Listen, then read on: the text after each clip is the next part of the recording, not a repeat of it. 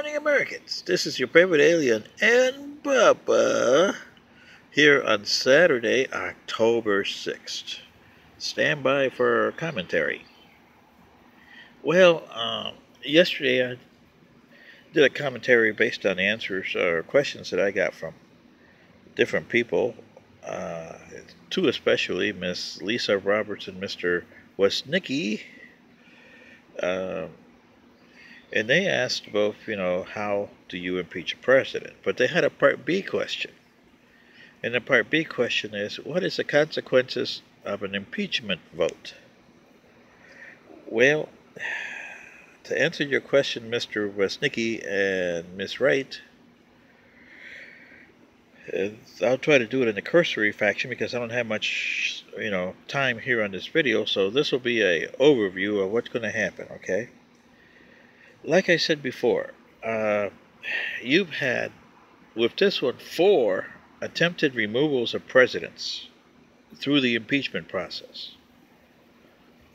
And history says that none have succeeded, but actually one did. Richard Nixon. He never came to impeachment, but he resigned. That technically would be considered a removal. He removed himself.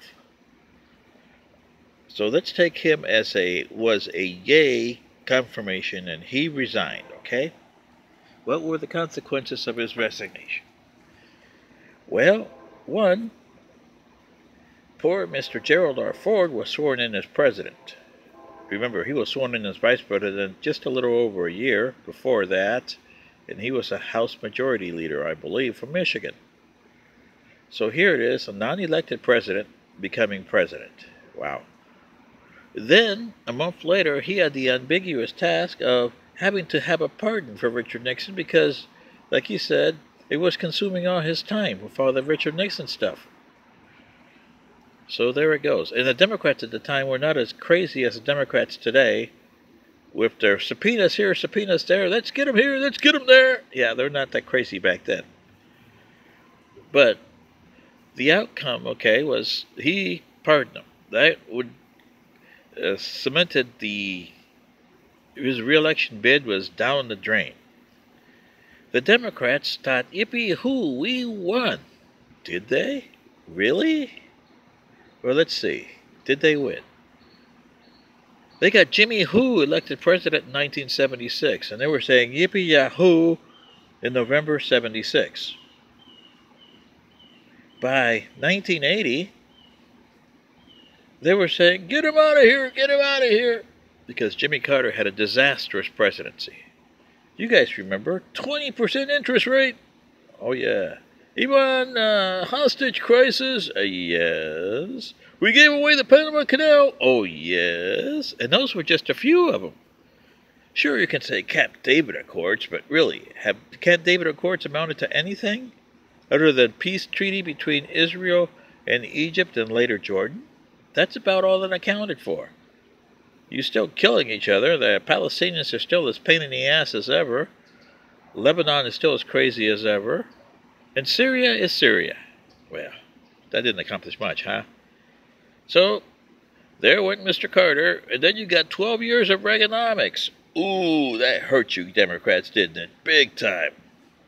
Yeah, 12 years of Reaganomics.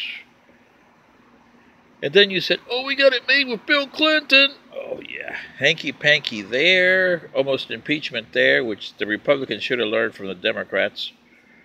From their own selves, back when they tried to do Andrew Johnson. And they tried to do the same thing with Clinton, and that caught him right back in the face. Well, that created, George W. Bush, Obama, and now Trump. So you see, you Democrats, your impeachment of Mr. Nixon had some temporary yay and a lot of nay for over 30 years. Woo, almost 40. Yeah, 40-some years later. So what is this impeachment going to do? Well, remember that before Richard Nixon, you had a little divide, generation gap, they called it. That the generation did not like anti-war people, remember? Well, that generation today has become a Grand Canyon divide. And it's not only generational, it's racial, and it's other things too. Party divide, generational divide, racial divide, philosophical divide. You guys are becoming separate little parts in the country. And that's what you're going to be, separate confederations, because you guys are going to disintegrate. And all this because of Richard Nixon. Now, what's going to happen to this if you say a nay on Trump? Well, Trump will be removed. That'll be the first president, the history will say, will be removed from office. But the successor, which would probably be Mr. Pence because of Mr. Nadler's dumb mistake, will have no choice but to do what President Gerald R. Ford did. Give him a pardon. And that negates everything that they're doing over in New York and all the other stuff. So Mr. Trump will go back to being his usual, I got it. Yeah. But the only problem is Trump, unlike Richard Nixon, has supporters. And those deplorables and nationalists and all the other supremacists that you like out there are not going to take this sitting down. And they're going to start really becoming very belligerent. You Democrats don't have an answer to what's going on in the country, so you're going to be just like what happened. Jimmy Carter! Yeah. Can you take another Jimmy Carter administration? Wow. You're going to get one. Anyway, that's for the yay. Now, in the nay part, the consequences would be you have Mr. Trump over there. I want to get no collusion. Yeah. And he'll still be a candidate for president, which will bring out the nationalists and the deplorables and everything else. And you guys and the dum-dums don't even have a candidate that would make any sense there, because half of you Democrats don't want to see Biden as president, half of you don't want to see Pocahontas, and then you get the 50%ers out there that hate both you and the Republicans, known as the we hate politics 50%ers. What are they going to do? Aha. So you see what I mean? You're going to, in a rock and a hard place, and your country's going to go in a hell in a handbasket, no matter what you do. This is only a cursory review, Mr. Wasinski and Miss Wright, but you're the odds of yay or nay. Either way, you lose. This is your favorite alien and Bubba. Good day.